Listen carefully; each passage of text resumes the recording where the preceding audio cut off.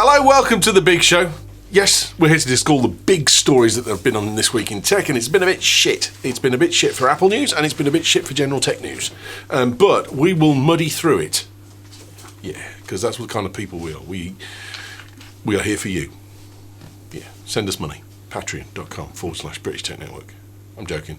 Give us reviews, though, because we've had no reviews this week. In fact, we haven't had a review for a couple of weeks. So, Big Show listeners, you're deficient on your reviews. So get in, give us reviews in iTunes. We'll read them out, even if they're bad. Promise you. Joining me to discuss the Big Show week in tech, starting us off, top left, it's the Camps. I ain't seen you in forever, man. You're on mute still. I still haven't heard you forever. Sorry. I think I had to bail in a couple of weeks ago, and then I had a lovely week's holiday with a family down in Ian Lewis's lovely Cornwall. Yeah, but you didn't go and see Lewis, did you? We didn't. No, we stayed on the North Cornish coast. We didn't head down as far as Ian's. Yeah. It's not safe. Ian's hood. For people that aren't Cornish, it's not safe to go any further south. No, we stayed up top. We didn't do that much, to be honest. It was quite a nice, relaxing week. Excellent, mate. How's the good lady getting on? Is she recovered fully? Yeah, she's getting on, and that's kind of part of the reason that we didn't venture too far. Just had a few little strolls. We didn't want to be spending all week sat in a car. So yeah, she's doing all right. Physio's still ongoing, but she's doing well. Excellent, mate. Good to hear. Next to him is Jeffrey, the ever gorgeous and lovely, now on a wired connection and not suffering any lag or Minecraft vision. You should do this every week, mate. I probably should do this every week. You should be on wireless. Wireless is crap. Yeah, to make it work this week, I actually have an Ethernet cable strung across the doorway right there. So if anyone happens to show up at my place and barges into the room, there's going to be a very expensive technological disaster. Well, you need to just wire something in, because you've actually got lip sync at the moment. So normally you're all over the shop, and now you've got clarity and lip sync. It doesn't get any better. Our production values have gone through the roof. It's not us, really. It's been my fault all along. Yeah. Adam Christensen referenced one of your articles earlier on in the Mac Show and said you want to read this article by Jeffrey Gammett. Oh, that's really nice of Adam. Isn't that cool? Yeah. And hopefully that means he wanted you to read it because he thought it was a good article and not like, holy crap, I think Jeff's had a stroke. You should read this. I did say, what the hell does he know? But sure. Deeppan says, is this 4K Jeff? Yes, this is 4K Jeff. 4K Jeff. I probably should have combed my hair since you can actually see me now. There's got to be a Two Ronnies fork joke in there somewhere, isn't there? We'll think of it before the end of the show. Next to him, it's Rich. Welcome, mate, to Big Show. I'm going to say Big Show proper, but it's proper when Righty does it. It's just it's just on Google. This is the first time you've been on the Skype wall and with me. So welcome, mate. It is. Thank you. Thank you for having me. It's a pleasure to be here. I will say now, I am full of cold. So if I sound a bit ropey and a bit rough, it's because I am both those things. Where are you in the country? I'm in Haworth in West Yorkshire, a small village where the Brontes come from. In which case, being in Yorkshire doesn't bother me that you've got a cold. we can gang up on him, Rich. No, I mean, you have sympathy, obviously, but I mean, you know. Yeah, it's this village. We're all vitamin D deficient and a bit pasty, and it's just how we are. It's because you're constantly reading and you don't get out, and you're constantly referencing Emily Bronte. That's true. Yeah. Do you ever go anywhere and say, "Hi, I'm Rich. I'm from Haworth. That's where the Brontes live"? Is that just kind of like your stock intro? It's like that's your long surname. It generally is, because why would you have heard of Haworth otherwise? Exactly. That's the thing. And otherwise, I have to go through this long list of stuff about where Haworth is, and it's better if we all just pretend that we know a lot about the Brontes. It's an anchor around your neck, mate. Shed it. I'll see what I can do.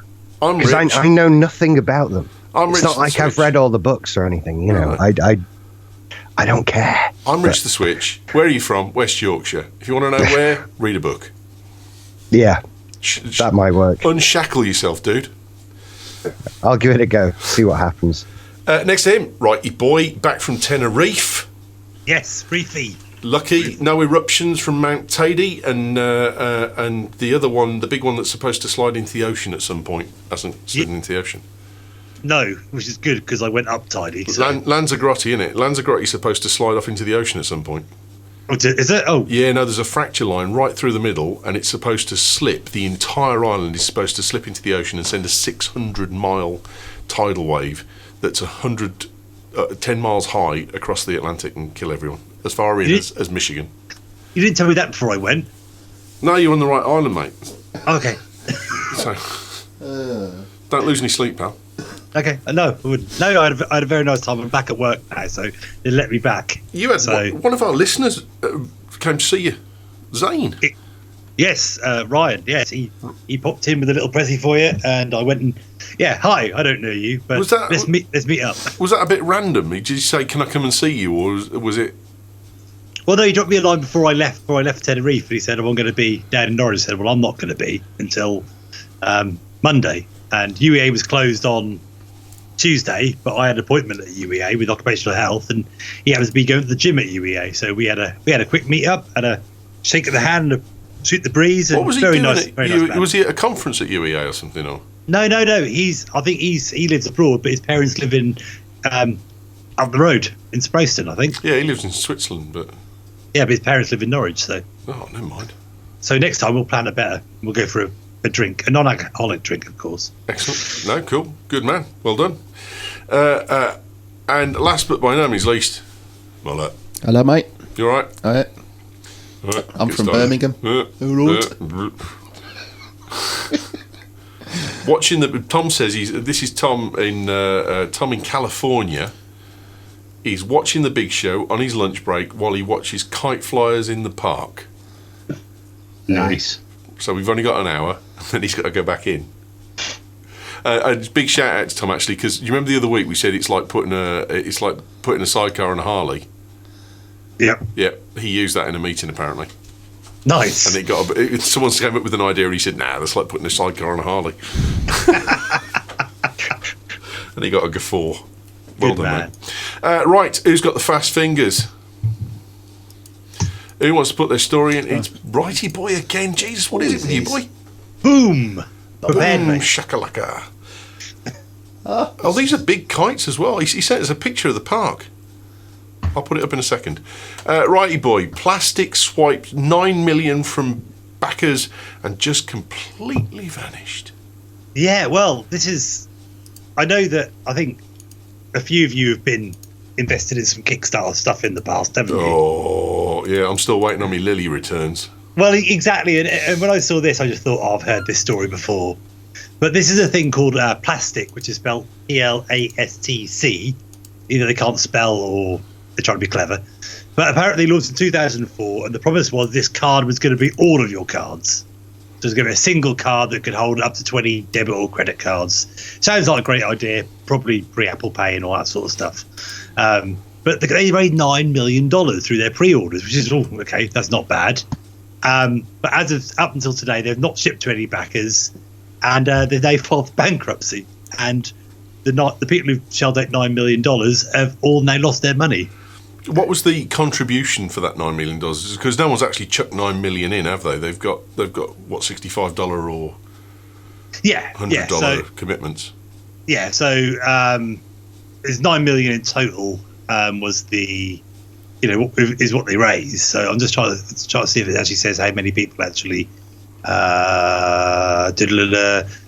want to raise 50,000 in 2013, 1,000 orders in 47 minutes, but then that went up and that went to 9 million. So people are obviously into this card or whatever it was.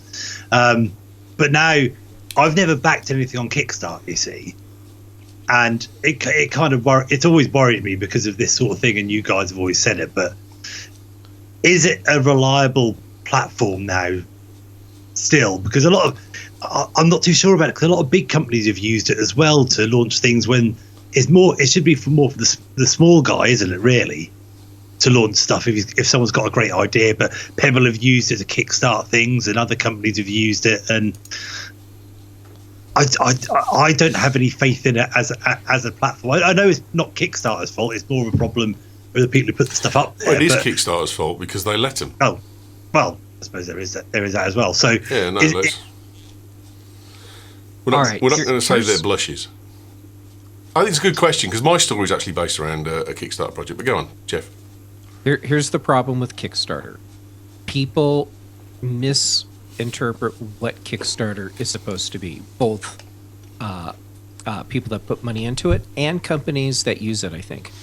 So Kickstarter is a way to do a micro investment in a company so that the company can potentially produce the product that they're pitching to you.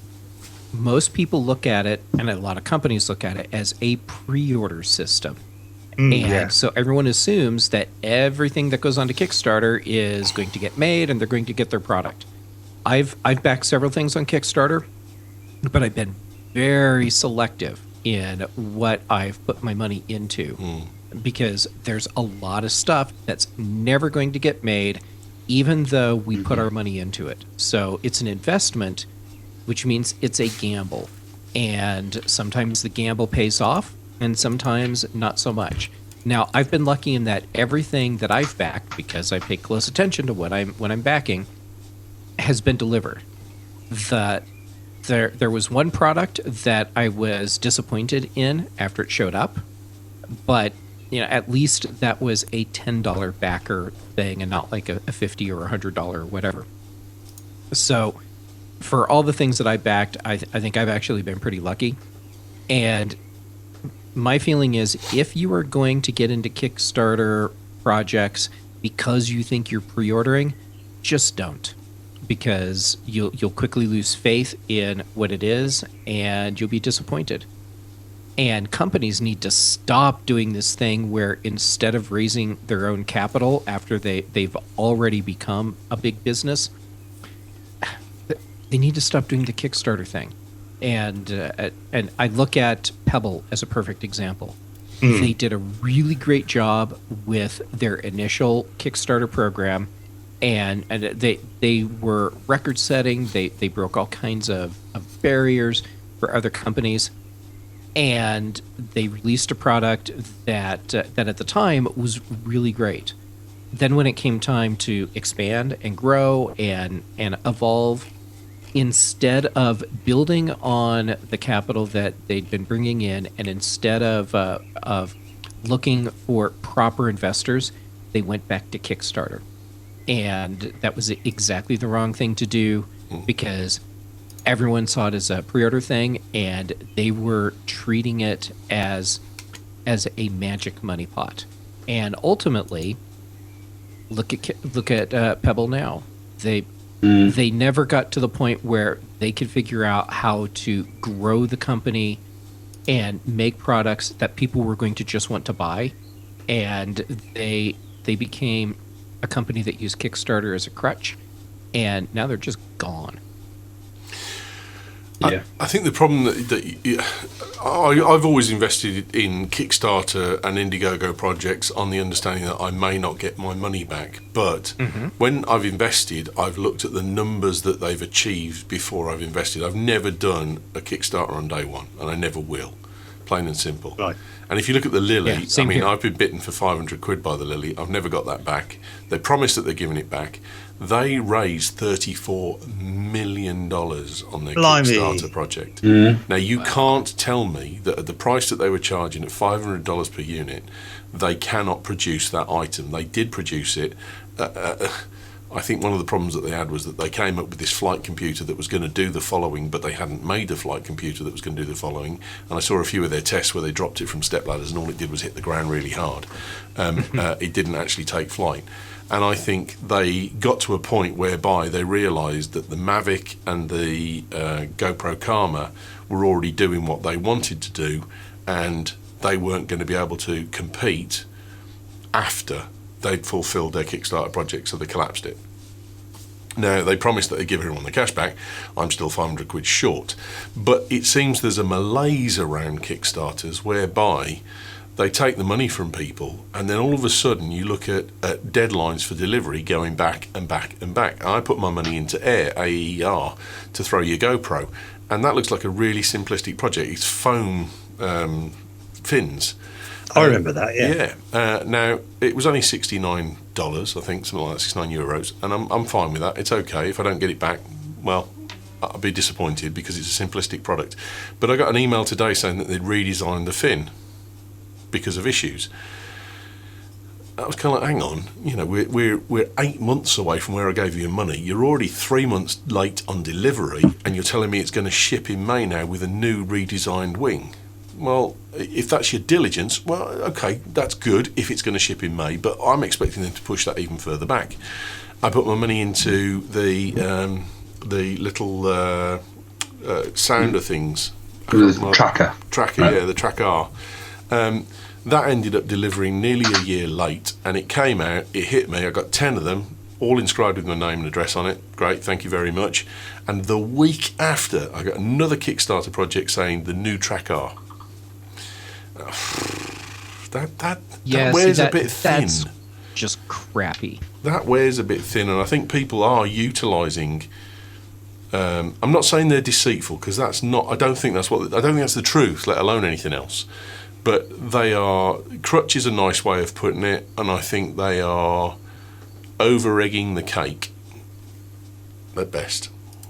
So you literally, if you go to back a Kickstarter, you go in with the fact that you may lose your money.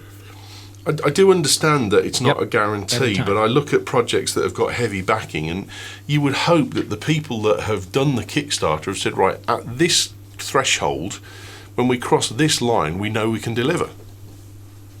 And I'm sorry, but at 34 million of investment capital, Lily had enough money to deliver it, and they just decided to walk away from it because of the fact they hadn't kept up with development the same way that other projects had. Because actually they floated a Kickstarter that didn't work. They didn't have a working prototype, and that's one of the major problems with Kickstarter. You can float an idea and get money for it. You can't float it's a bit difficult, I suppose, because if you're saying that you're De La Soul and you want to do an album and you haven't got any money, and you get the money to get the studio time to make the album, and then you sell the album to all the people that did it, yeah, okay, I get that. But if you're talking about you've developed something that's a product and you haven't even got a working prototype that delivers what you say it's going to deliver, I don't think you should be allowed a Kickstarter. No, you should be able to prove the concept. I agree, you, and I think when Pebble did that first time round, they came to market. They had something that was, if I remember right, from when Pebble finished the Kickstarter to when they got it out, they got the first sort of batch out. I don't think, if I remember right, the wait time was that long, and they kind of got on the front foot of the market on that place. Everybody else caught up and overtook them very, very quickly. But I think you're right. Things like the Lily, the fact that they didn't have a working prototype. Other companies, whether they were already in manufacture of those sorts of things or not, are seeing the ideas and just beating them to market. And I think there's been too many recently high-profile Kickstarters out there and Indiegogos out there that are failing because other companies are just way, way faster to deliver. The ideas are there, but the execution isn't. Do you know, I think there is a problem in the world at the moment with people thinking that stuff is easy and going in to do it themselves. There's kind of a guy in America doing it at the moment with being president. But when you look at things politics, like Rich. when the iPhone 7 came out, were there enough iPhone 7s worldwide for everybody to get the model and color that they wanted on day one? No, there was people queuing up. There were pre-orders. There were some people were a couple of months before you could get the one that you wanted. And if Apple can't deliver enough iPhones, what makes us think that some guy who's come up with an idea for something and put it on Kickstarter can do better? Very true.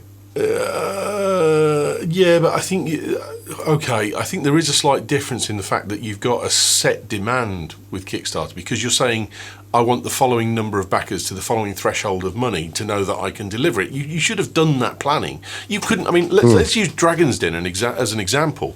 I mean, that's a global show now, so everyone's going to get this. You don't walk in to Dragon's Den with absolutely no idea of whether you can deliver on what you've got. And the ones that do get weeded out really quickly and told to F off, rightly. There's people that walk in and they say, so how much does this cost to produce? I don't know, I made it myself in the garage. Okay, sling your hook. Not interested. And if you've made, Lily should have made a device that did what it said it was going to do on the tin. Absolutely. And then, fair enough. Go in there, because that gives you your costs, it gives you your doability. Yeah, there might be some tweaking in redesign and programming and that kind of stuff and extra features that you add in, but at least you've got a base cost there to then set the numbers against in Kickstarter. Whereas I think people are making something and going, when we've got 250,000, then we're going to make it. Okay, but actually you need 2.5 million to make what you suggested. Oh, okay. Yeah, sorry. He's stuffed. But we had a really good lunch. Yeah. So at least there was lunch. Yeah. I mean, it's interesting as well, because actually my story was, do you remember iSkelter? iSkelter were at Macworld the year I went, and they were brilliant. Two guys who manufactured The bamboo. it was bamboo laptop Yeah. books and that kind of stuff. Now the iSkelter sold like Billio. They were flying off the shelves, and they've come out with ones that held iPads. They came out with frames for the iPad. They came out with things where you could have a desktop that then had a curve to it as well, that kind of thing. And this week they launched the Lily. Did that fall off a joke? Right, and the Lily is a wooden pad that stretches across your back. And the reason I've picked this as well, because I thought of Richie's story about the bloke electrocuted himself in the bath from a couple of weeks ago. Because someone is, I mean, this is a death trap, because people are going to power themselves up with this and end up coming badly unstuck, because it holds an iPad. And a glass of wine, well done, and it's firmly aimed at the female, because the whole advert is this girl coming home from work thinking, what can I do instead of going home and cooking dinner? I'm going to go home and I'm going to sit in the bath with a glass of wine and an iPad and electrocute myself with some candles burning, just for good measure. Candles burning on a bamboo. Yeah.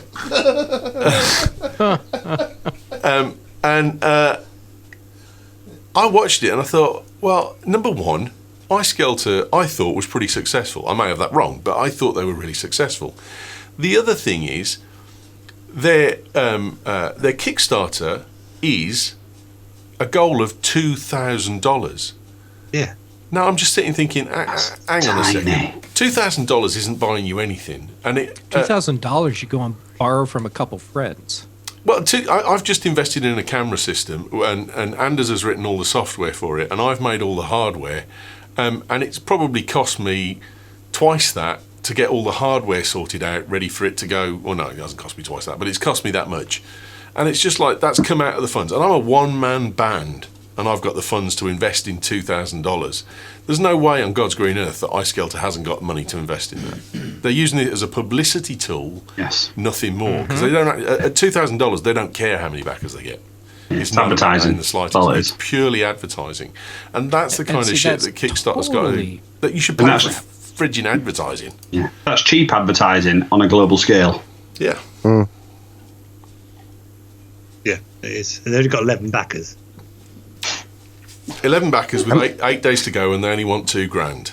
Yeah, 11 backers who know it's not sensible to put candles on a bamboo plinth with electrical items over water.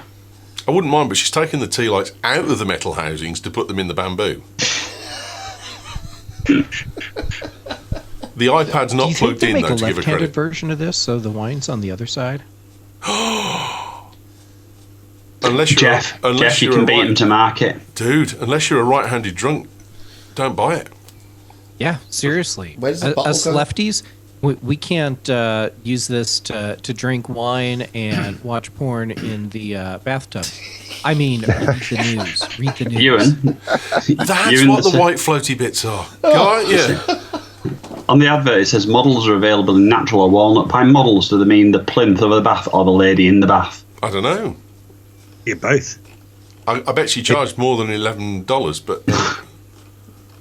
It is really bugging me that the iPad is upside down in one of those photos.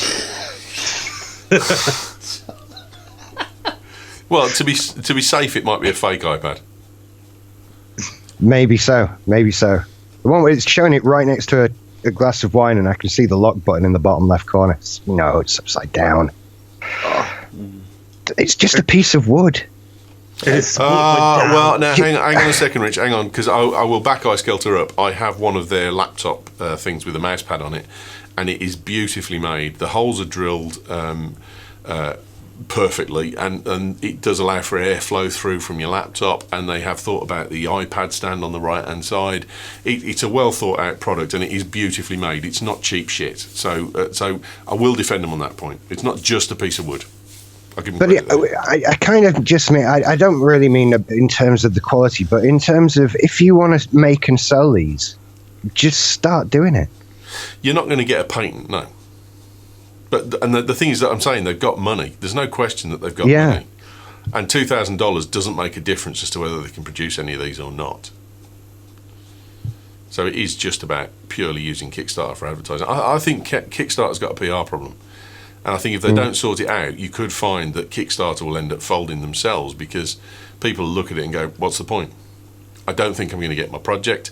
I think it's just big companies taking the piss, which never goes well with people, does it? So, no. That wouldn't work in most British baths anyway. Kickstarter helps artists, musicians, filmmakers, designers, and other creators find a resource and support they need to make ideas a reality. They need support to make their ideas a reality, and there's plenty of people using Kickstarter who don't need support to make their ideas a reality. That's my point. Deep Pan suggests that Jeff goes into production and calls it the Lily Lefty. All right, let me go get my Dremel tools and I'll start a Kickstarter. Mate, yeah. I mean, on that alone, the Lily Lefty would sell because the title's awesome. It is. It is awesome. Cool.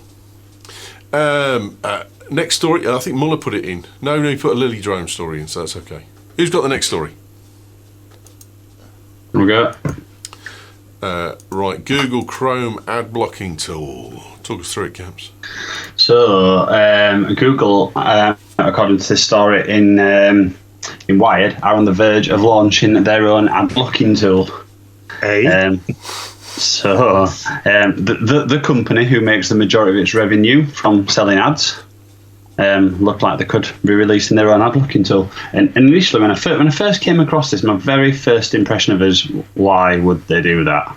Then when I started looking across this and a couple of other stories, in my view, actually, it's obvious that they kind of need to. And they need to do it to make sure that they keep up. One with China, who the majority of browsers coming out of China now have built-in ad blocks on there, and obviously those browsers can essentially dictate which ads are getting through and which aren't. And I think Chrome absolutely needs to stay in the race on this one.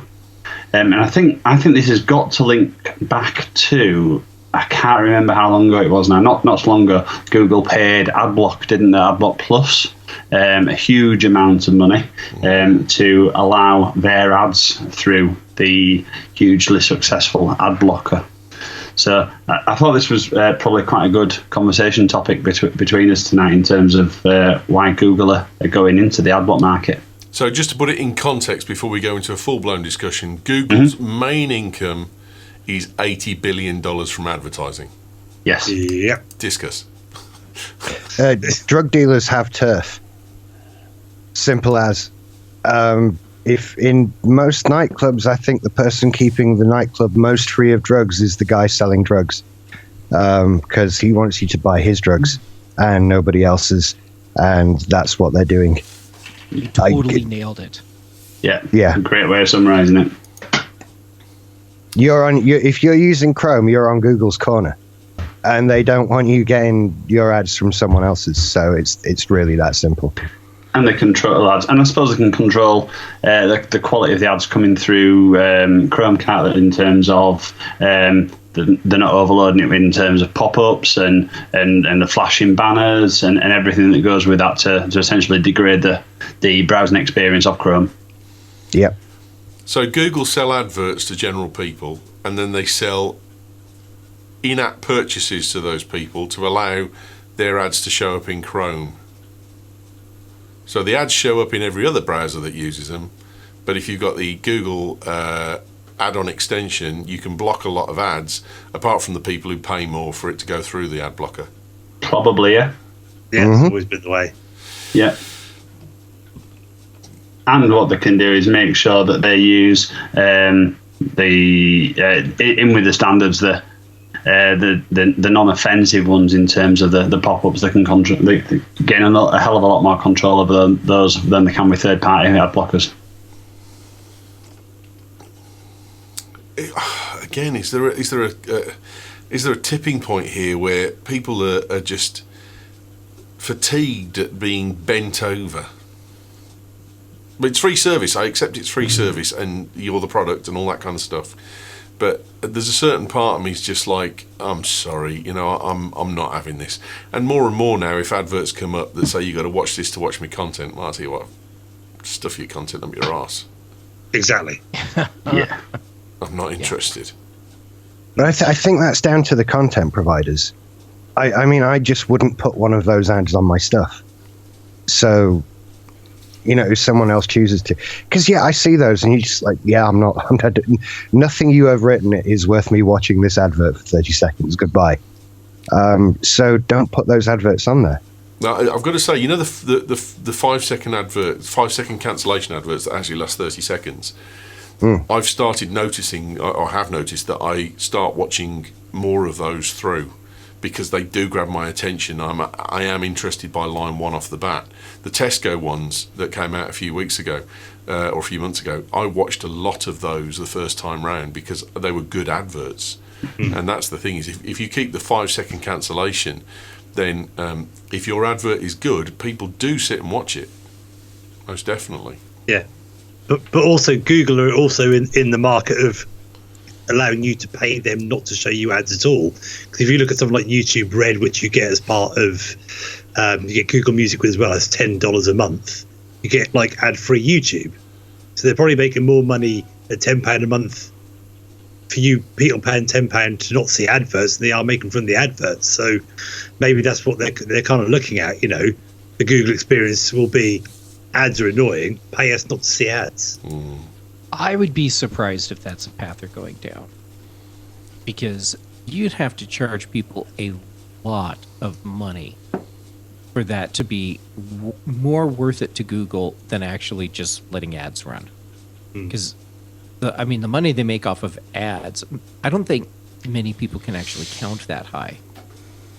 So, and I think the YouTube thing is more about giving users the experience they want, which is an ad-free experience. So charge them for it. And I don't know if they're actually making money off of that.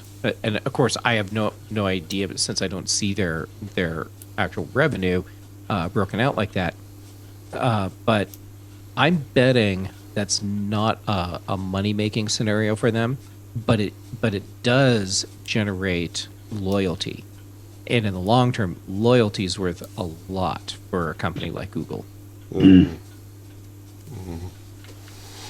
don't think they're blocking ads. So if you're reading the story, look at some of the links. It's about the coalition of better advertising. That's what I just said. It's not about blocking adverts. It's about letting the adverts through that they want you to see. It's control. It's absolutely about Google having control of what's going through their platform.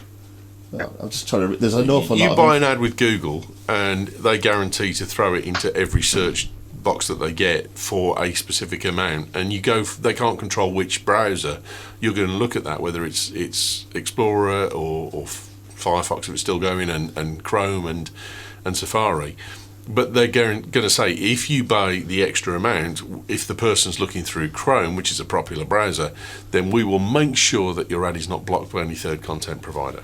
And and according to this, one of the stories I'm reading off it is it's got to pass Google's standards. So whatever that is. I'm just trying to read. It's quite a complicated story. Whether you paid them or not. Well, Yeah.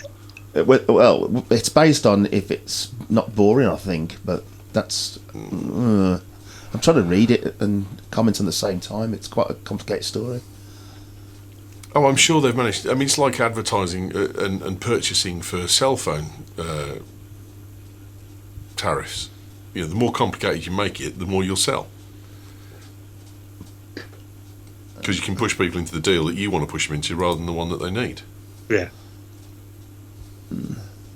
I think it's also about their mobile advertising as well, because how many times you've loaded mobile advertising, it's taken over your phone. Yeah, I hate that. One of the stories that link off it, Mother, says things like, think about why you block ads. It's probably because they can be annoying, interruptive. The user play a hell of a lot of mobile data, play sound automatically, and the Coalition for Better Ads are a coalition to try and make advertising better by putting a set of standards in place to basically not pee people off, is what this other story is saying. And I think that's possibly where Google may come in. They can have control over it by implementing certain standards, so people ultimately will stay on Chrome and obviously then be fed the ads that Google want you to see. More and more now, if it's an advert-based channel, I record it and watch it later so I can fast forward through it. I can't be doing the volume change. What really annoys me is the volume change, because I'm sat down with the wife. We've got Homeland on, and then it gets to the adverts, and the adverts are twice the volume. They're up 3 decibels, and you're like, oh, come on, Jesus. Makes you jump in your seat. Nearly everything we watch at home on TV is via Sky Plus, and we start watching it probably 8 to 10 minutes after the show's started, so we can blitz through adverts. Start it, put it on pause, go make a cup of tea, come back. Almost everything now. Yeah, I can't actually remember the last thing I watched as it was broadcast. Same with us, it's rare. Rugby. So one of the There's no one's beaten the live sport problem yet, have they? There's just no sort of internet thing for that, but everything else. It's all sorted, isn't it? Yeah. No. I didn't know that the new series of Doctor Who started last week, because I've not seen an advert for anything on any TV channel. So I kind of missed that. Thank God for iPlayer. Exactly. Oh, yeah. Absolutely. Mm-hmm. Oh, well. Who's got the next story, then? Muller, is that your story? No. That's just one of the. Just some shit you thought you'd add in. Well, it was All right. Well, then, to, here's a story Oh, for you. Jeffrey beat you. I was trying to get the link. Facebook augmented reality dystopia, as they are smart. That's very close to mine. He's beat me again. I do love The Verge's take on this.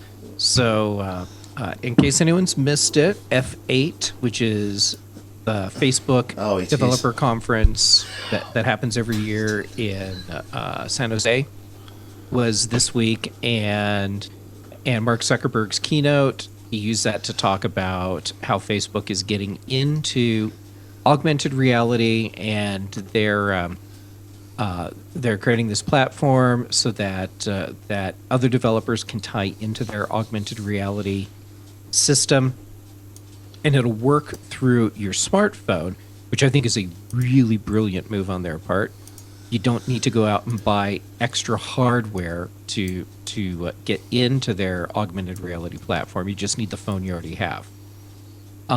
So that part's really smart, but it's going to have the ability to identify whatever objects your camera on your phone is pointed at, which is good in one sense, because that means that actions can be triggered based on what's in your field of view. But it also means that now Facebook is going to have a way to keep track of every single thing we look at, which just feels a little bit creepy. And anyhow, so there you go. Facebook, augmented reality. Enjoy what little bit of privacy you have left while it's still here. This picture sums it up for me. Zuck strolling past the sheep. Yeah. Oh my God. Yeah. That VR headset image is just creepy. There was a story similar to this one. I think it was on The Verge, and they had people that you won't have meetings anymore like this, and people won't come to a party or to a get together. You'll all wear VR headset and have a virtual party. The bash next year will be on Oculus Rift. Oh, no. Oh, great. That means I need to buy a new computer just so I can go to the bash. Not a Mac, because Macs Yeah, don't as long as make it's it not good enough Mac, to you'll be use. fine, Jeff. Yeah. So I guess I'll just have to buy a second computer just so I have a video card that will let me do Oculus Rift. The thing is, and you've got to go back to Jules Verne for this, is all of the here's how it's going to be in the future stories have always been a bit shit when you've read them, and they've always been really shit when you've actually got to where they're supposed to be, how it's going to be.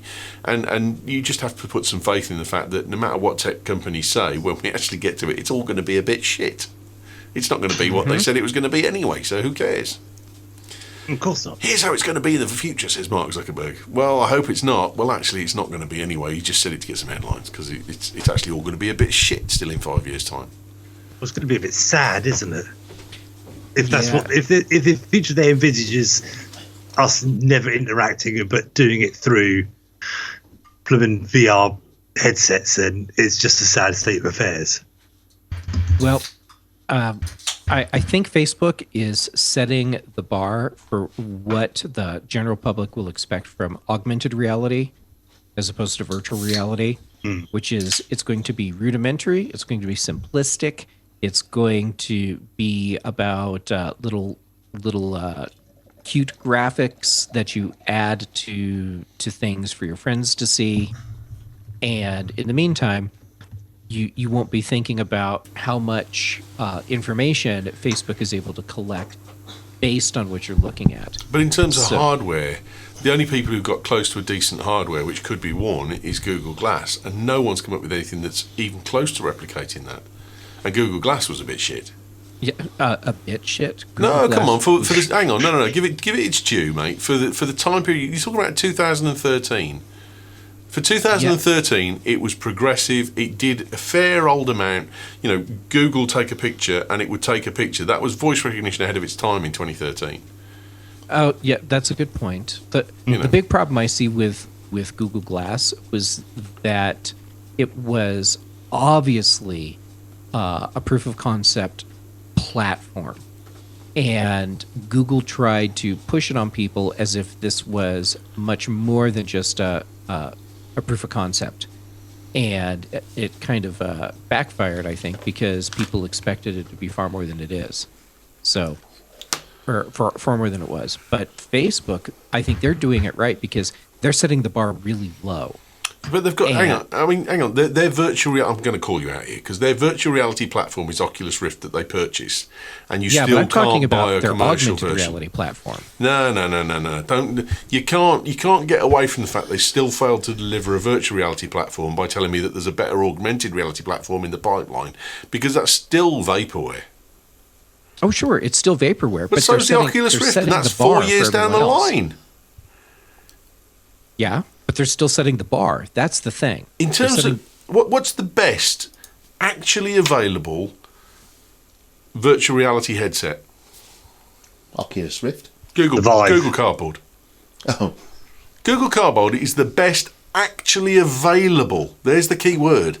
Actually available. Made available via price, made available by a purchase ability. The rest is just pie in the sky. Oculus Rift, I can't buy one. I can't buy one that works. I can't buy one that's of any value to me. HoloLens, it's still vaporware bullshit that that Righty's had a try of, but still can't lay his hands on one. There is nothing out there in terms of virtual reality or augmented reality which is of any value whatsoever to the consumer. And I played on Atari in virtual reality in 1985. It was bollocks then, and it's bollocks now. Tell me I'm wrong. I think you're totally disagreeing right. with you. It's I'm awful. just saying that Facebook has set the bar for what No, public they will haven't. expect out of augmented reality. No, Which they've is made an not Elon much. Musk I'm going to Mars video when everyone goes, well, how are you going to do that? Oh, I was still working on that. Elon, how are you going to get past the fact that you're going to die of radiation poisoning before you're 85 days out? Yeah, we're dealing with that. Yeah, put it on Kickstarter. Put it on Kickstarter. It is. That's exactly what it is. It's about as much use as me getting my money back from fucking Lily. Excuse my language. bleep that one. Big 45 minutes. Fuck. There we go. 46 minutes. About Snapchat. Snapchat glasses. So that's the best augmented reality out there is Snapchat glasses, which is only a camera. Yeah, exactly. So Well, it doesn't count. And actually, that's state of the art for augmented reality. Snapchat is what people are expecting. Facebook has just validated that with what they have shown, even though it's not shipping. What they're doing is telling the whole Facebook world, this is what augmented reality is going to be. So it's now a much lower bar that people have to get over to produce an augmented reality product, and which means that for a long time, the most sophisticated augmented reality we will have is Snapchat and Pokemon Go. I've got to say, I love our listenership because our listenership is the best in the world. They are easily the most loyal, and they are easily the most suffering of the fact that I come out with absolute shit sometime with utter certainty. Because Deep Pans just put a link in the chat room for Oculus.com where there's an add to basket and it delivers in 2 business days. Oh. I'm going to get a T-shirt printed with twat on it for next week. Cav. I'm right, yeah. No, about as useful as a chat and a Harley and a sidecar. I'm not buying one because they're still shit.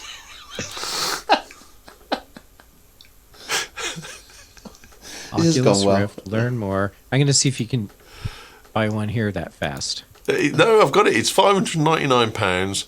Add to basket, and I've added to basket. And I've now got 2 of the suckers. £499 for the Rift and £99 for the Touch. Oh, yep. $4.99 to $99. Check out shipping and yeah, look at that. I can buy What do you do with it once you've an blown Oculus Rift 600 that quid I on can't it, though? use. Well, you put it in have your it Xbox and in you 2 play days. and you play a version of Alien. What's it? Where you actually poo in your pants. Which Okay. Chiz nearly did because we went to the gamer show EGX a couple of years ago at Earl's Court, and Chiz had a go with the Alien. What was it called? The Alien game where it chased. Isolation. Alien Isolation. He had a go with Alien Isolation it's on freaked him Oculus out, didn't Rift, and he said he nearly physically defecated in his pants the first time he played it because it was that realistic. Until he realised all you had to do was crouch behind a barrel and wait till it pissed off, and then it got a bit boring pretty quickly. But sorry if you. I'm looking through the software. There's a few things. There's Job Simulator. That looks exciting. Oh, is that as good as Farm Simulator? Because I played Farm Simulator. It's gorgeous. Yeah, it simulates in a world where robots have replaced all human jobs. Step into the Job Simulator to learn what it was like to have a job. This is. That's just I could do with that one. I can say that's Muller's life. That's how he rolls. Yeah. He wakes up and he goes, Psh, What can I do today? What can I do today? Stuff it. Let's go back to bed. Oculus Rift. No, actually, to be fair, we did have a couple of Oculus Rift, thanks to Rob, who brought them to the Bash 2 years ago, and they were awesome. But they were vomit comet because when I started realising how to use them properly to get the most out of the game, all it did was make me want to puke. So I think that's another reason that I stay away from them. Yeah, I just posted that to Facebook Spaces, which is virtually the same as Jeff's story. So Facebook has rolled out a product you hang out with your friends in virtual reality. So and look at the pictures. As long as you don't mind your friends being in particularly racist, stereotypical cartoons. Oh my word! that's just seriously. Jeff's on the right.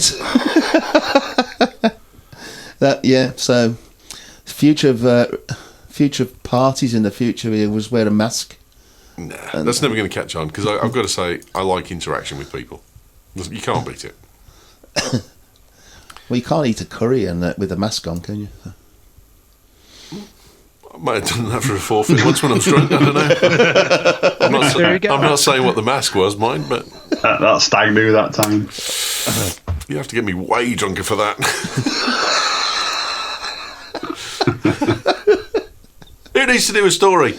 I've got one here. It actually, Jeff didn't steal mine after all. It was he went on different. I like the fact that Rich is holding back. He's obviously got a doozy. I've got a couple of things here. Well, you do one. Facebook secretly building technology to read people's minds so they can type directly from their brain. I just think this was tags on from Jeff's story a couple of weeks ago. So, in Building 8, which is like Area 51, they're building a computer interface so you can literally type what you think onto the screen, which I suppose also goes back into what we were talking about, where the interface will actually help people who are disabled, and it's not just going to be a joke, but you'll literally be able to think instead of literally typing or speaking, and it should appear on your screen. So, but there's a filter between my brain and the end of my fingers that stops what's coming in my brain coming out of my brain. Not And much I longer. don't know that removing that would be a good idea. I suppose there's an edit button. I did say this is a strange story. I mean, it's gonna. Yeah. It looks like it's going to be used for military first before it filters down to the rest of us. So it'd be like flying airplanes, I suppose. By thinking. That's Well, even most more aer- dangerous. most- Don't most aeroplanes attach do weaponry fly. to what's coming out of my brain. That's Yeah. this is terrible. The world's going to end with this one. Yeah, that's not right. I could never send Hotboss another email again.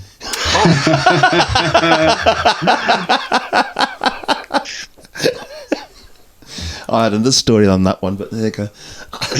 Another backup story. So there's not a lot we can say about this one. It was just a silly story that basically it's not Elon Musk this time. It's Facebook want to tap into our brains. I wonder how much this differs from, and I can't suggest I know a lot about it, but it's different to the platform that Stephen Hawking's setup works on. So obviously Stephen Hawking's speech all works from eye movements and brain waves to enable it. Is that not right? No, it works on a person typing it. No, it does. He's still got some movement in some of his fingers and eyes, hasn't he? Yeah, but his was basically the someone holds up a frame and there's letters dotted around the frame and he looks at various portions. No, that's how they developed it. It don't work like that now. And I think it's around that, but I don't know that he types himself. He has an assistant. Yeah, I don't think he. Oh, right. In terms of his speech, you see, I thought through his eye movement and Yes, he's typing with his eye brain movement. waves, I thought that's what created the speech. I don't think he writes with his brainwaves, no. Right. I mean, I'd gladly be wrong because that would be awesome, but No, he's not writing with brainwaves. It's a eye tracking system. Right. That identifies where he's looking at the screen, and there's each letter on the screen, and so he can spell words by looking at the different parts of the screen. So see. there's no brain interface happening. And it's not Fair Siri. enough. And it's got some where it's actually it can actually build sentences, can't it, based on what he's done before. So it's not Siri. It actually works. So he's not forever telling people to duck off. Things like that. or puss. oh man, It comes out quite a lot when I. Yeah. I think this is going to be a long way off, to be honest, for it to work properly. I mean, as you said, they do fly airplanes, combat airplanes, but only to target missiles, and that doesn't really work on brainwaves either. I mean, I go back to the Wasn't 90s. this the plot of the Clint Eastwood movie Firefox? Yeah, was Yeah, that's right. But Yeah. I mean, Yeah. if you go back to the 90s, the Apache helicopters had eye tracking for locating targets and stuff like that, for firing the cannons and stuff at the front. So it's not a new technology per se, but it's Google or Facebook have got hold of it, which is more alarming by far than the military getting hold of it. But Well, yeah, but it's not eye tracking though, is it? It's literally you think what, and then it happens. But as one or two people said, you need a bit of a filter. yeah, in you've between. got to have a delay on that. Jesus Christ. Actually, yeah. It's like texting while drunk.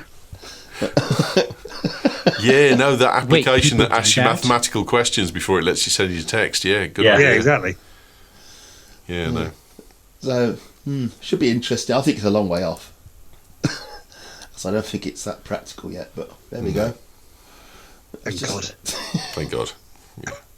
But they actually talk about Braille here, and I was talking to I went on a course with the museum, and they were talking about people, and not many people who are blind actually can read Braille. It's very few people. It's not, something like 1 in 10 people can actually read Braille. Well, there was an interesting question that came up on Mystery Hour, one of my favourite podcasts, I have to say. Well done, James O'Brien. But there was a guy said, how do people find the Braille things if they're blind? And no, it's true. As soon as it was one of those things that you never think of, and as soon as the person said it, you're like, that's a really good point. I can answer that question. And the answer was that most people, the things are put in fairly obvious places, so you know roughly where they're going to be. But also the answer was that most people can see an outline of where the sign is probably going to be, where the Braille is. They're not completely blind; they're just partially sighted. There isn't just Braille though. There's things on the floor. You know, when you go to crossings. The little raised things on the type things. Yeah, she was talking about those. There are all sorts of key things that they can see and feel before they can see. Sorry.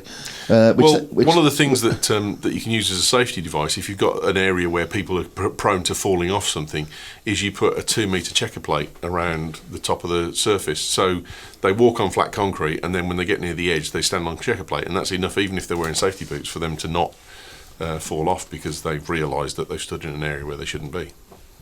So tell me about this bump thing, because this does not sound familiar at all. Well, in the UK, when you go up to any sort of where there's a crossing, there's like a raised pattern on the pavement. Well, it's a set of paving slabs that have got hemispheres on them, so it's a bumpy bit of concrete. Oh, so you can feel with your feet that you're in a different area. Okay, now I get what you're talking about. Yeah, and it's a different colour as well for blind people, which I don't know why. But there you go. Well, I think that's for the partially sighted. You can see the outline, the difference between your black tarmac and your sandy, yellowy coloured, sort of slightly squared area as you're ready to cross the road at a crossing. Yeah, there are visual cues I'm as with well. you now. I bet the blind people can describe it better than you just in camps. We don't have. We have listeners who absolutely can correct me and articulate better than me. We've actually, I mean, talking about the story there, we've got a couple of people who've got ALS as well, motor neurone and that kind of stuff. So I know that they listen, and one of them, Darren, has now just recently lost the ability to speak, so he's totally reliant on voice communications via augmented inputs and that kind of stuff. And we've got quite a few listeners, a couple of whom I've had a beer with over the years, and so they value anything that we can do to make their life easier, even just through simple stuff like putting a description on an image on the blog makes a massive difference to them, which I hadn't thought of until I went and saw them. So good point. Just actually typing what the image is rather than it leaves it saying download _1, which is what I tend to do if I'm not careful. Right, Rich, we've been waiting long and hard, mate. Stun us with your story. Right. Do you want something gaming-y or something Apple-y? I want you to give the story that you want to give, mate. Okay. You can't do Apple. Okay. You can't do Apple. There's no one explain that to you. I can't do Apple. Okay. Oh, no, you can't do Apple. Jesus, this is an Apple-free zone. That's why we have Jeff here. Here we go, then. Just to taunt him. I thought it might be worth mentioning that apparently Nintendo have a mini SNES getting ready for Christmas, because I know a lot of people lost their minds about the NES Classic Edition. So it seems worth mentioning as they round up production on that last one that there will be a new one. And because they've cancelled the other one, haven't they? Mm-hmm. Yeah. It was selling too well or something. I don't know what to suggest with that, but yeah, they cancelled it. They've cancelled the Japanese version of the Mini Famicom. But I mean, the amount of technology that's required for emulating the SNES has got to fit inside a USB dongle. Oh God, yeah. I mean, it's look, vastly internally, I'm willing to bet that an SNES Classic will be no different to the NES Classic. It'll just run a different emulator.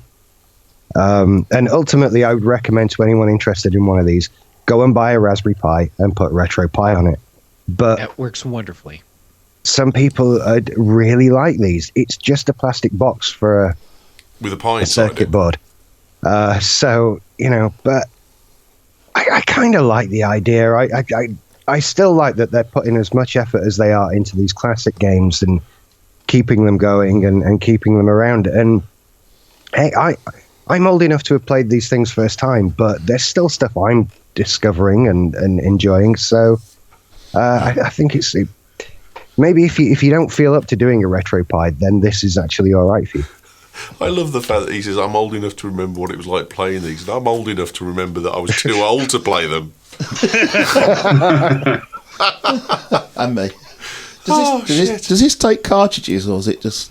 Where'd you get the games from? Or are they on board already? They're preloaded, yeah. Well, yeah, it'll basically be the innards of an Android phone without any of the stuff that makes it a phone in a plastic box that looks like you could stick a cartridge in, but you can't. All right, so pointless then. It's Well, like, I it'll think, probably we assume it will have 30 games on it yeah. Cool. when you buy it. And with the tiny We talked before Christmas, didn't we, about the was it the Sega? It was either the Master System or the Mega Drive equivalent of this, which came preloaded with something of 49 games for £80, and it was a big seller come Christmas. And this is Nintendo doing the same thing. Is there one of these with classic ZX Spectrum games? Now, there Well, was actually a Kickstarter. There was a keyboard. It was. Someone was doing a handheld Spectrum ZX, and it all kind of fell through. It even had the backing of Clive Sinclair at one point. Yes, it did. I can't remember the name of it at all. Well, that's a but purchasable item. So, but yeah. yeah, it's not happening now from what I understand. But I mean, seriously, people, RetroPie is definitely the way forward. Why don't they just Yeah. put the games inside the handset so you could just put the Mike, handset straight in? Mike. Sorry, I'm just thinking, instead of buying this great big box there, just put all the computer stuff inside that little handset and you could have it all in one sort of one thing. Well, on the link that Rich sent through, that is an old proper classic Oh, SNES. right, is It's it? not, Yeah. You need to click on the mini SNES Oh, one, right, sorry. and that shows you the mini version, which is still massively oversized. Oh, God. But in that case, you could put it inside those little handsets, couldn't you, these days? Well, there used to In be a fact, thing the that, handsets are bigger than the box. there used to be a thing that was sold down at the markets, and I'm going back 20 years. There was a thing that was sold, maybe not 20, but 15. There was a thing that was sold at the markets, which was basically a Mega Drive controller, and it had 30 games inside it, and all you did was plug it into your coax port on your TV, because I had a CRT and it had a coax port. Jesus, I'm old. Rich, I'll explain coax after the show.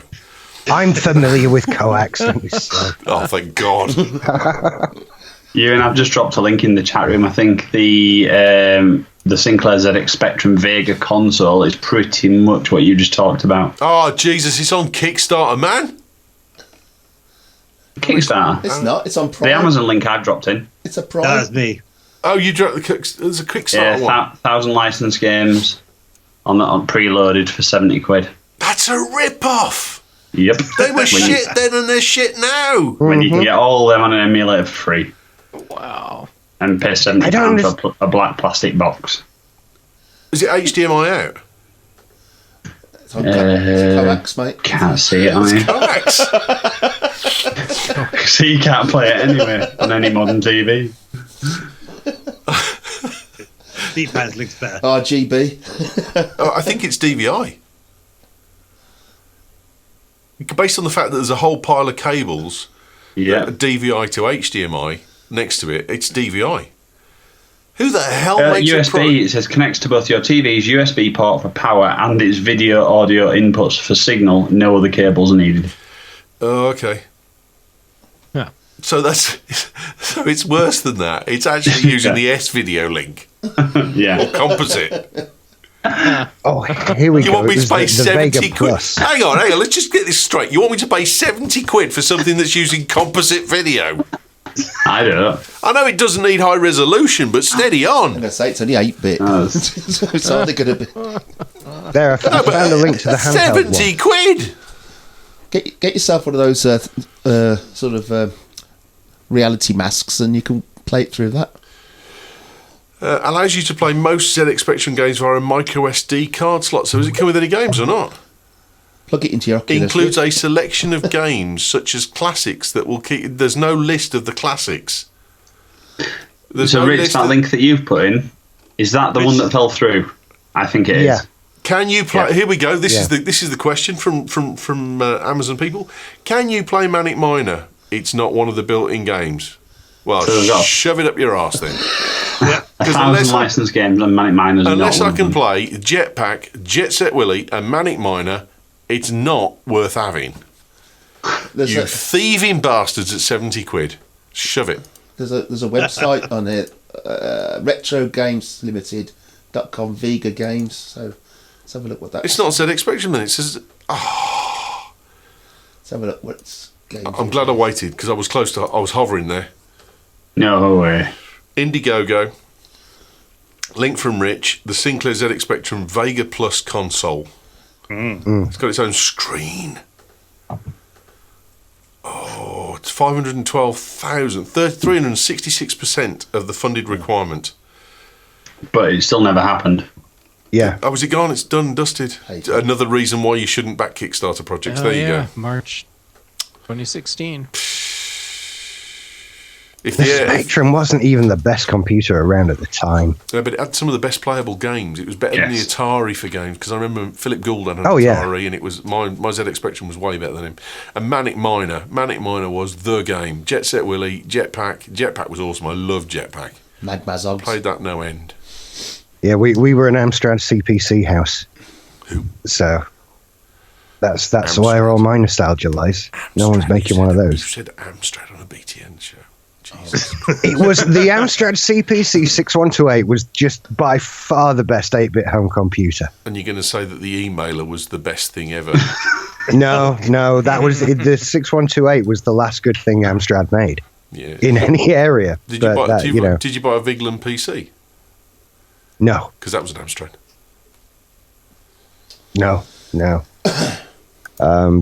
Yeah, they've made some bloody awful things over the years, but in the 80s they were pretty good.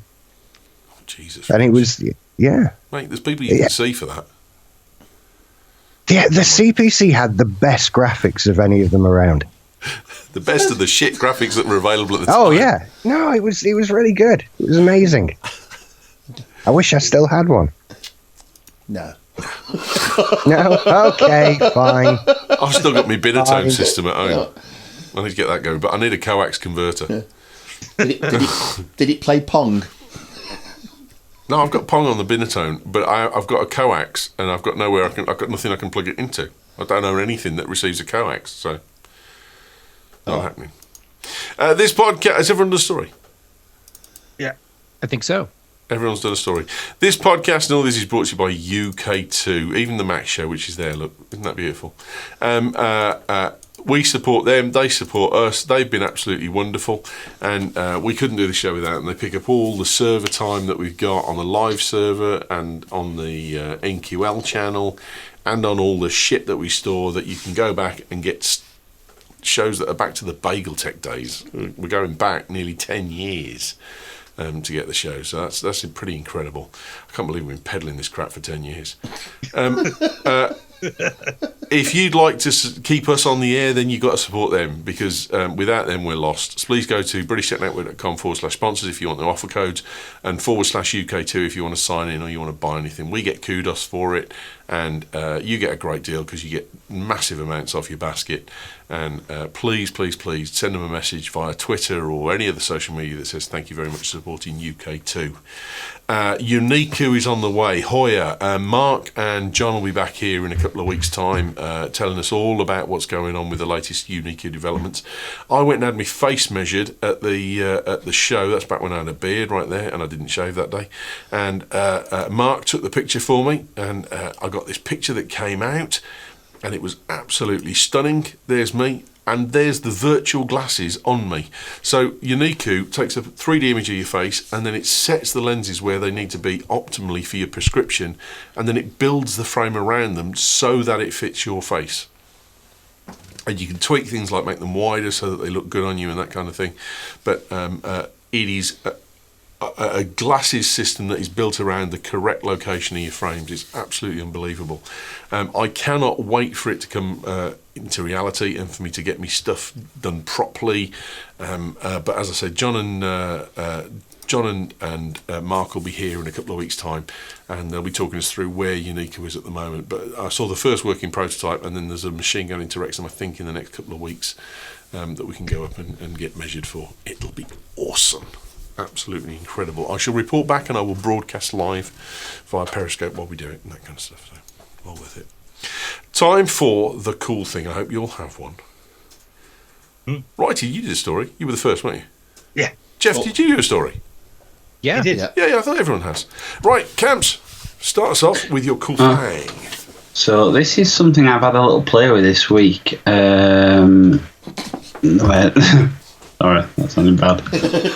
Don't worry, man. I can edit. There we go. It's a Sennheiser speaker for mobile. So I think this is the sort of thing that if people regularly work from home and they need a conference phone type setup, and they don't have that, and they don't have a microphone in the room, or they're a regular traveller.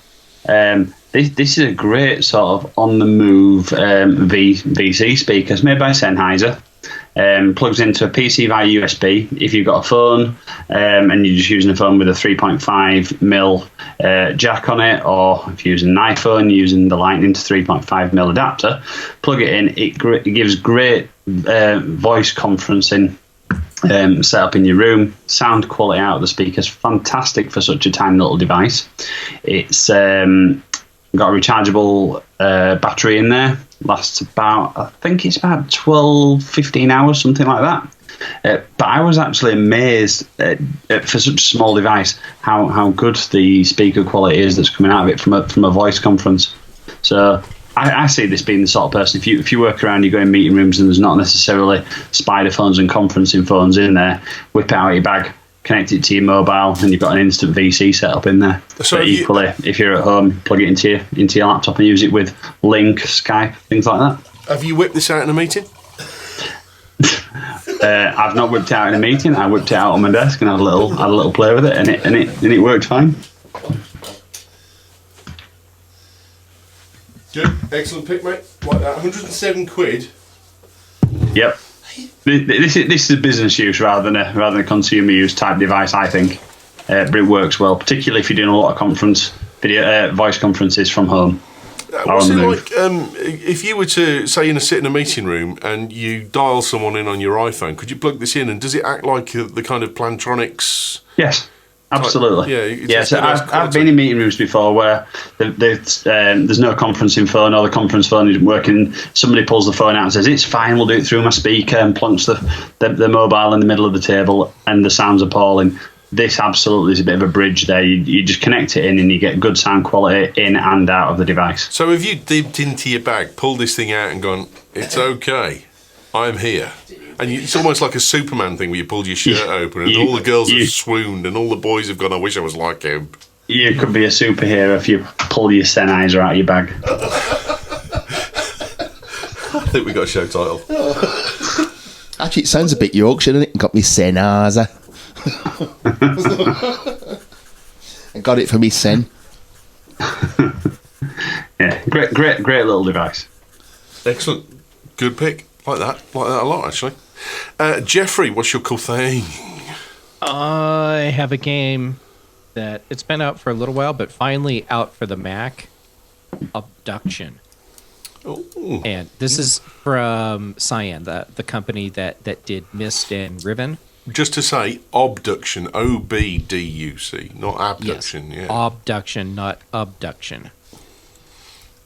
And so I picked it up and started playing it, and it feels to me like I just hopped back into a familiar gaming world, because the Cyan guys, they know how to make really cool, really beautiful puzzle games, and at its core, that's what Myst and Riven were, and that's what Abduction is, and it's pretty awesome. Do you remember, what's the one, Seventh Guest?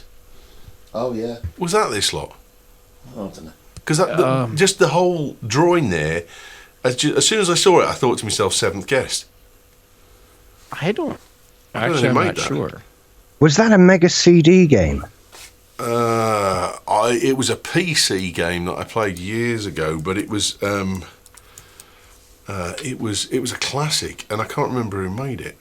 Depending Hang on on. how long ago. What? Maybe. Oh, it was That came out for the Mac. I bought it. Trilobite. Yeah. Trilobite software, that was them.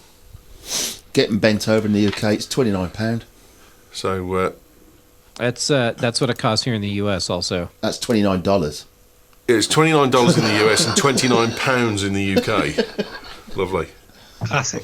Oh yeah, sorry, I did my my conversion backwards. Yeah. Wow, that Are we kinda not sucks for nearly you. 1 for 1 anyway, though, at the moment? No, we're doing really well actually. Since we decided that we were going to return to the live shows today, the pound went vertical. Right. I'm serious. It's all on you. It's our Colin. snap Well decision. done. Yeah, it was our Snap Show decision. That's what it was. We decided to call a Snap Show twice in the same day, on the Snap Day, and everyone turned up in a Snap, and there you go, bang, snap, pound goes vertical. That's lost it. The markets hate uncertainty. When they know we're doing a show, they react. Prime went vertical. That's it. That's So the way it works. no pressure, Ewan. No. I'm man for it. I'm okay. Mad for It's it. good. What's nice about this game? You like the you're in a room. There is a door to the left, a door to the right type games, or Yeah, I enjoy those kind of games, and I like how in this game you don't have to go through things in a specific order. You can just explore and learn and discover and solve things in whatever order you want, and I like that there's an interesting mystery that you need to unravel as you're playing the game, and just the quality of the graphics. It just has this wonderful immersive feel, and I've been playing it on my my curved 34-inch display, and it's crazy to play a game like this on a screen that big. It just feels like you're kind of going through the screen and into the game. it does say if you've got older than 2011 Mac, he might be struggling. So do be careful of that. Yeah. Oh yeah. You need a Mac that supports Metal. Yeah. Metal supported, 1 gig of VRAM, 10/12/4 is recommended. Yeah, and I'm playing it on the Touch Bar MacBook Pro with whatever the top of the line video card and Core i7 processor. You looked into is that at- deeply then, before you bought. Yeah. Oh yeah. I wanted to make Max sure I wasn't going this, to be max screwed. this, max this, amount, who cares? Good man. So That's the way yeah. you should buy computers. Yep. You say max. Okay. Bye. Don't have enough for my tax. Rich, Yeah. cool thing, man. Right, cool thing. I'm going to have to put a link in the chat room because I don't have this thing yet, but it is a very cool thing. You know what are the Apple, is it AirPods? Mm-hmm. And they're sort of £159 or something like that. And they're beautiful. Yeah. The thing to remember is, though, whatever technology exists, there also exists a cheap Chinese knockoff version of it. And so I present to you from fasttech.com the X2T Mini Bluetooth version 4.2 stereo headset, which appears to do exactly the same job as the Apple AirPods in exactly the same way, but costs $21.99. They're not going to do the same thing. So I'm going to give these a go, because why the hell not? Look, if these work, if these do exactly what it says there, and it looks two completely detachable Bluetooth earbuds with the little charging box that they go in and stuff, $21.99. If it works, I'm quits in. Now, as a man who's used Photoshop for beyond 15 years, I do flatter myself that I understand good do. Photoshop and bad Photoshop. Bad Photoshop. And this qualifies yeah. as bad Photoshop, and it actually means that based on the scale of this picture, that's not going to fit in my friggin' ear. Yeah. They're going to No, stick out those for Andre the Giant. I mean, my fantasies of being like Lieutenant Uhura are out the window, mate. That's going to be that's going to be like someone has reversed a bucket and tried to shove it down my peanut. Well, I'm optimistic. I don't share your pessimism there, so I'm going to give them a go. Have you bought I'm this? waiting for. Yeah, $21. What the hell? If they don't work, they don't work. Free shipping that arrives when? In about a month. Well, they're coming from Which gives you China. plenty of time to stretch out your ears. No, to be fair, fellas, in a month is next day for China, isn't it? Yeah, Yeah, that's Chinese next day. basically. Yeah. The only people that are slower than are Hawaiians. Look, to be fair, the slowest part of the process of buying something from China is when it arrives here and has to go through customs. Or it has to go back. I have something that's been waiting in customs since like early January, and I'm still trying to find out what's wrong with then that. you won't have it. I mean, it's just, I think that's a lost thing, but this I'm interested to see how they go. It should be interesting. this There's is going all to go. kinds of weird This crap is going on to this go through the website, you know. scanner, and the customs officer's going to look at this and go, "Never going to work." Let him have them. Comes in rows. They have a section of lasers. Go and look on fasttech.com and just see what ridiculous things you can buy for So virtually for no money. $22, so for £400 roughly on current exchange rate, these are really going to be crap. Oh yeah, maybe Rich. so. We'll see. Rich, can you Because come? I've got some Bluetooth earphones that cost $13.99 and they're Okay, great. I've just clicked on new arrivals, and I know why you've been on this site. It's for vaping stuff. Yes, that's where you Yeah, get now the truth's vape coming stuff. out. So you bought the vaping stuff that's not strictly legal, and that made you think that these were okay. No. All my vape stuff is currently legal. But I've had stuff off here before. They just look through the new, as you said, the new arrival section. There's just lots of weird stuff, and you think, what is that? How do they make that? I'll buy it. It's only $4. And before you know it, your house is full of shit. You've got you've got to love a site that lets you buy for $7 100 pre-coiled springs. Yes. It's just If they're not amazing. pre-coiled, aren't they just wire? They're pre-coiled springs, hinge springs. They're beautiful, and you can buy them in. There's like, if you go to the What's New page, there's like 20 different sizes. Oh no, of those are pre-coiled vape springs. coils. They're beautiful. They're for vaping. Oh, they're vaping coils, but you could put them in Yeah. a hinge. No, they wouldn't- they heat wouldn't up. work They like They're heat that. not a hinge. Oh, they're not springs. They heat up to diffuse the liquid. Got you. So it's electrical. Got you. They're heaters, basically. Right. I've just noticed some of the cycling stuff they sell on Amazon. And there's seats. There's bike seats. Yeah, I bought one of the bags, actually. I bought it off Amazon. I've got to say, we did an entire show that was about gimp masks and Oh god, yeah.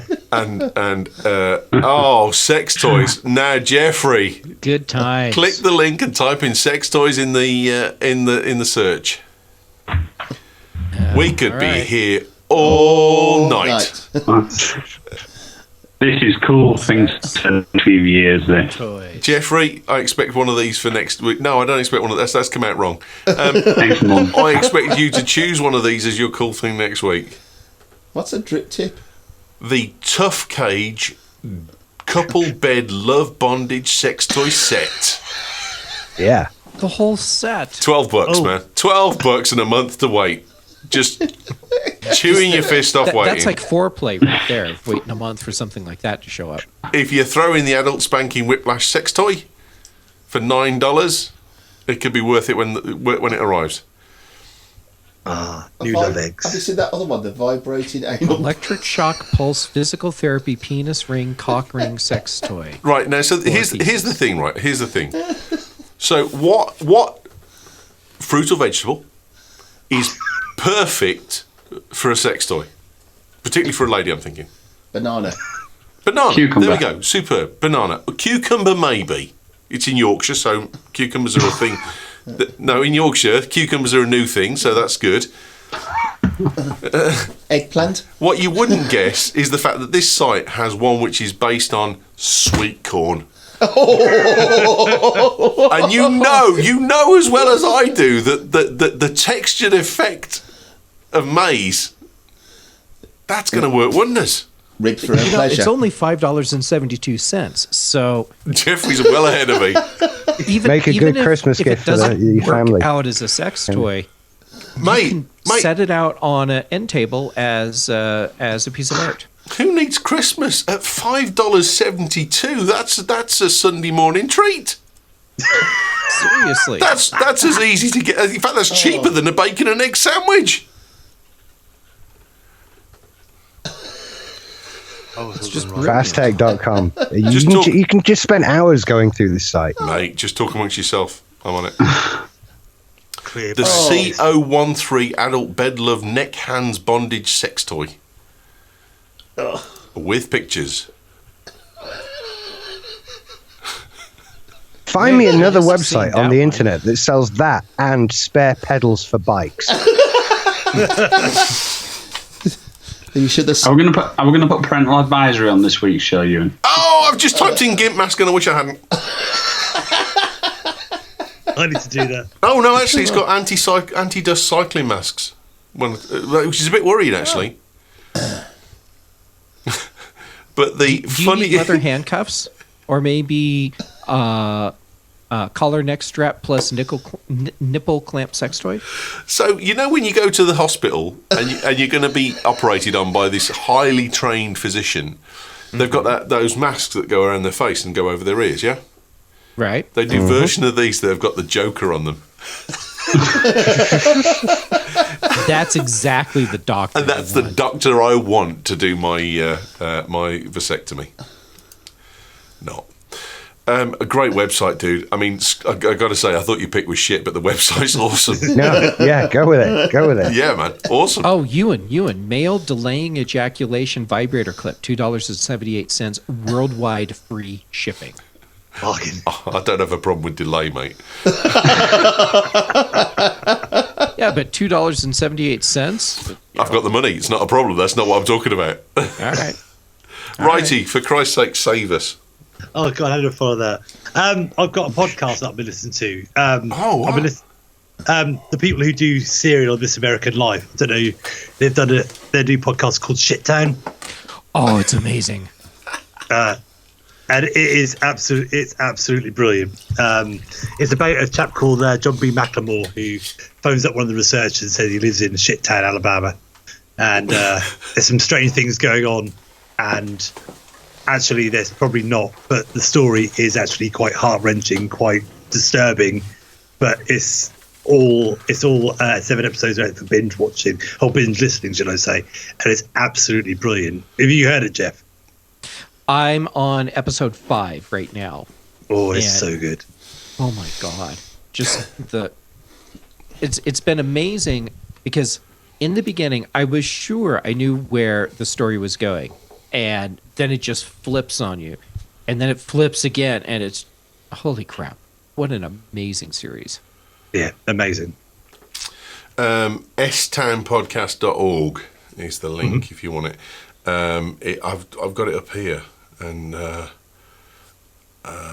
oh man, okay, I'm gonna subscribe. There we go, done. Subscribed. Yeah, it's so done the same. intriguing. It really is. But if you listen to any of the Serial podcasts before, you know what the sort of quality you're going to get. Is it just 7 episodes and that's the end of it? Yeah. Yeah. Yes. Oh, is it? There's no more. There's no series 2 come in or. No. This is just one story, but it's 7 1-hour episodes. So There's people out there going, I wish these buggers had done that.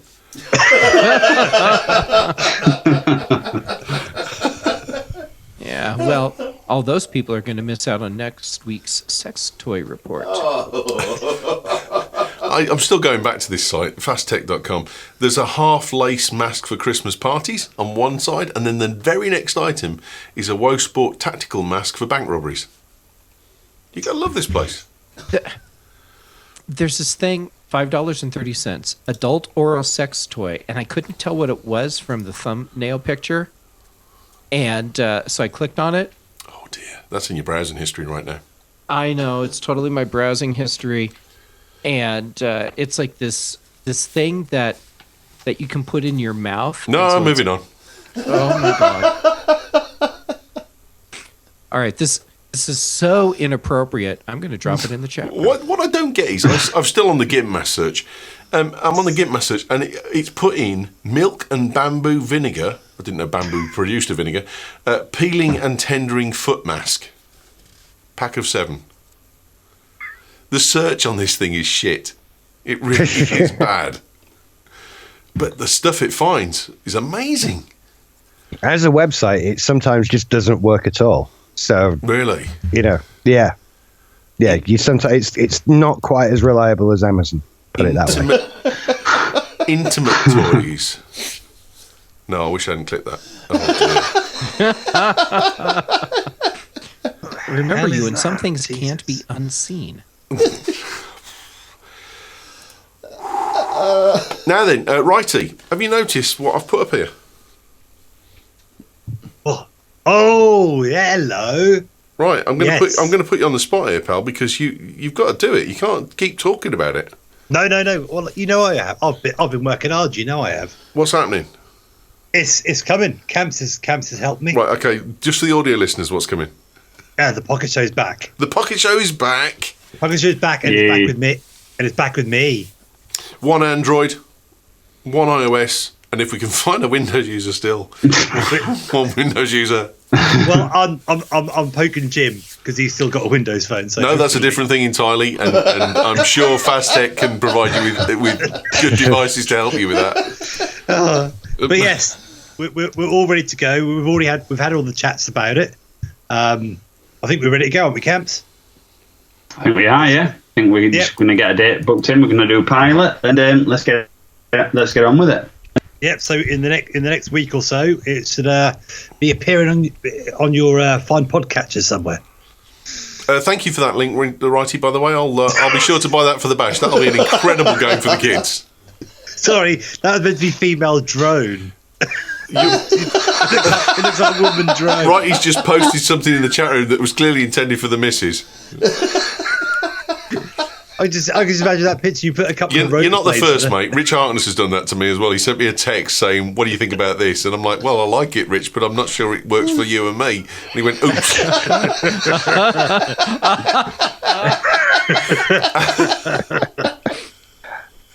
I just thought you could radio controller. I thought he was just coming down to help him out with a bit of editing on Human V2, but no.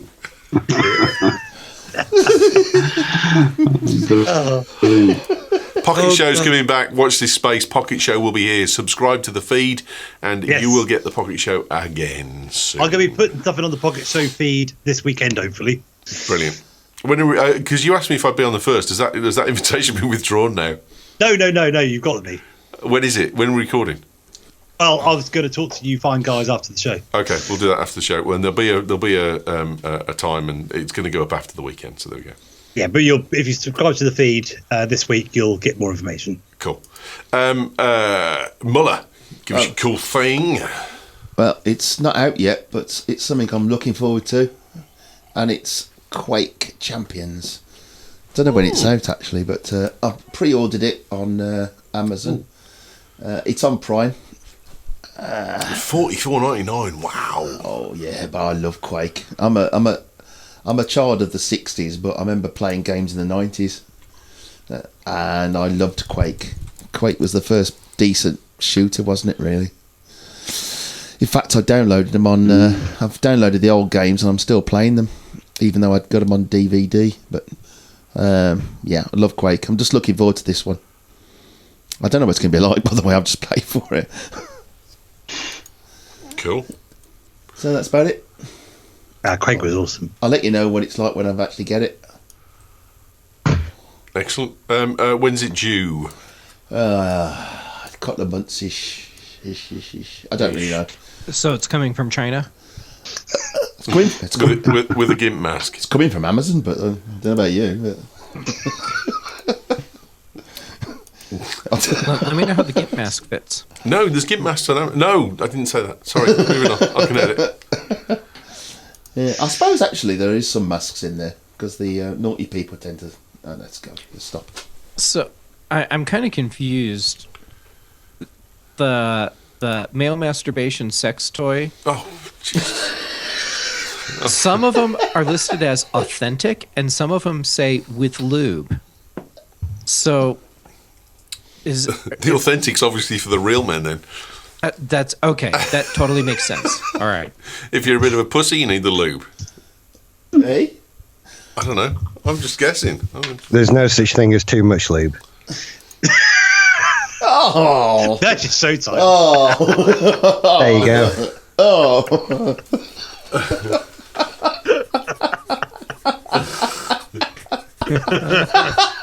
I've had it now. I'm sorry. Oh, Oh, clear those brand. dice, $1.57, and ships free worldwide. What kind of dice? Them dice. Are they loaded? Well, they could be. They can be. Yeah. Excellent pick, mate. Michael thing. Moving on swiftly before we get taken off. It's an oldie but a goodie. I don't know if you remember it. Do you remember the EC Technologies 22,400 milliamp hour ultra bank battery? Now, I have to say, I do like the Anker stuff. And their 26,000 milliamp hour battery is lovely, but it is 47 quid. Which is great. Anders and I have been developing this camera technology that we've managed to put up at a site this weekend, which has run absolutely beautifully. We took nearly 25,000 images and we only lost 38 from camera outages in the whole weekend, which is just incredible. And all of the batteries had backup batteries, which were these, the EC Technologies 22,400 milliamp power banks. They are $22.99 on Amazon. And they come with an LED light if you really want them to be, but that's a bit of a pain. They will power a GoPro for 36 hours. And Nice. a lot of other small voltage cameras, they'll do 36 hours out of them quite comfortably. And the way that I'd set the cameras up was so that we could link them to a 110 volt system. And when they plugged the lights in for the site overnight, what would happen is the computer would be powered by the 110 system, and the 110 system would then charge up the EC Technology battery pack, and every single one of them came back from the weekend fully charged. There is nothing to add to them because they recharge during the night and discharge during the day perfectly, and then recharged again during the night. One of the cameras, actually, we never had to touch it for the whole period of time that it was up because of these batteries. They are superb. And at $22.99, I think in terms of milliamp hours versus cost, 4,000 more milliamp hours for the Anker. The Ankers are great, don't get me wrong. They make fantastic products, and the backup service is superb. But I've got 15 of these that I use for jobs, and I've never had one fail. The only time I've had a problem with them is when I've let it discharge completely, which you're not supposed to do, so I'll take that as my fault. And it wouldn't recharge properly afterwards, but they are absolutely superb. I cannot recommend those highly enough. I use them commercially, week in, week out on sites, and like I said, they'll power a GoPro for 36 hours. And if you take them out with you and put them in a pocket, they're kind of they're about the length of a tin of beer, and they're probably only, I don't know, sort of that thick, about 15, 20 millimetres thick. They don't weigh an awful lot, and when we're away on holiday over a couple of weeks ago, I took these with me, went out with the GoPro. As soon as the GoPro looked like it was falling down on battery, just plugged it in and left it in my pocket, and within 20 minutes I pulled it back out and it had got enough power to shoot for another 10 or 15 minutes quite comfortably. They're brilliant, well worth the money, and as a long-term test, I've had these now for about 3 or 4 years, so I can promise you that they do work well. There's a couple of things on this website that helped me shoot for a few hours as well. Yeah. Moving on.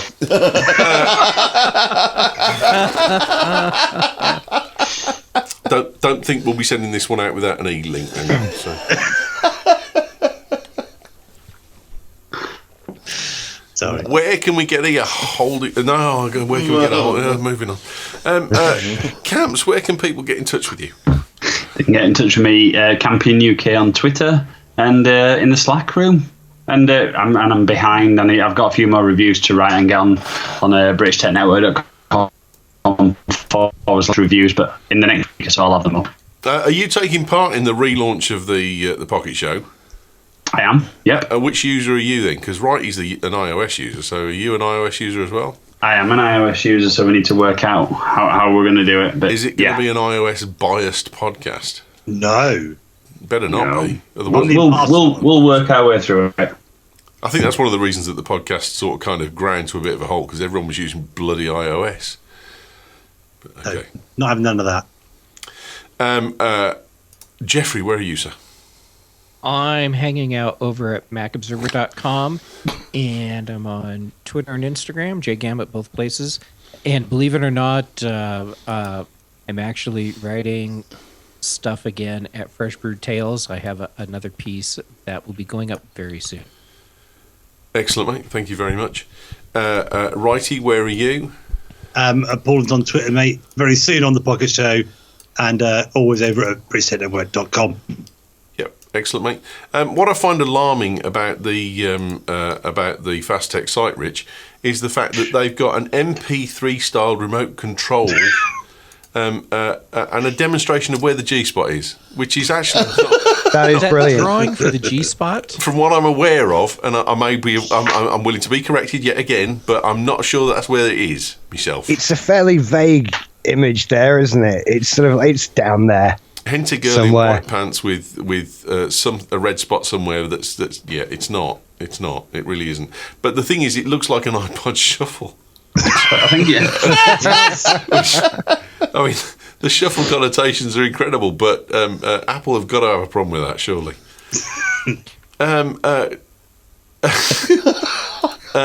Rich, thanks for derailing my podcast. You're welcome. It's what I do. Being as this is the last time you'll be on, then where do you want to contact you? You can find me at simplysyndicated.com for all my podcasting stuff that I do, and then everything else is there at techsupportrich.com, which has a much more eclectic mix of weird shit. But generally, simplysyndicated.com. What, have you toned it down for us? I have quite a short temper about various things, and it's one thing if I rant about things on my own website as opposed to simplysyndicated.com. So this is happy, smiley, Rich, but it's a very rare thing that this happens. So I brought out especially for you guys. Based on the site you recommended, mate, I'd masturbate more because that'll keep you calmer. It's one thing worth thinking about. I'm getting. For you to my try. problem is I'm too involved in politics now as well. That's not helping me. There's no fun in politics. There's switch more to fun on masturbation. Fast Tech than there is in politics. Jesus Christ. Yeah, I started off just reviewing movies. Those were the days. That was just so much easier. But now politics and tech and everything else, it's all, like I say, it's all on simplysyndicated.com, and Excellent. that's the best place to find everything. Be sure to put your movie reviews on @shite-or-not. It's a fantastic Twitter service. 140 character movie reviews. All right. Okay. All you got to do is put to #shite or #not-shite. So people know exactly what you mean. Star Wars shite. Moving on. Righty boy, where are you? You already done that. Have I? How did I do that before, Rich? Because I go running clockwise. Yeah. Oh, I'm sorry. Oh, mate. Muller, where are you, mate? I'm here at the moment. I'm sorry. Muller Biker on Twitter.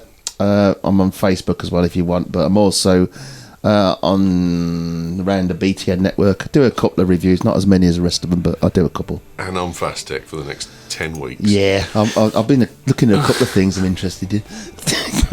Jesus. Bet. I hope they're vaping. My name's Ewan Rankin. You can get me on @Ewan Rankin on Twitter. You can get us at British Tech on Twitter, as well as we'll be back again next week on Friday. Live shows are on Friday from now on, as it seems. And we'll see you here. Come to the live show. It's loads and loads of fun. It's the unedited version. That's the problem. Edited, but, Yeah, I'm assuming the edited version of today's show is like 20 minutes long. no, it's the same length. It's just got an E-tag on it.